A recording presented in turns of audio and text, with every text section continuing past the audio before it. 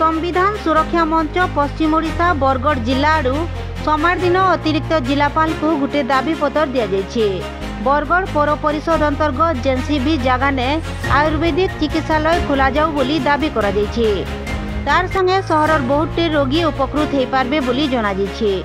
संघर सभापति पवित्र देहरी, अलीम रिजुई, टोनी शर्मा, सुरेंद्र पंडा प्रमुख उपस्थित रही अतिरिक्त जिलापाल महेंद्र महापात्र को दाबी पत्र देथिले।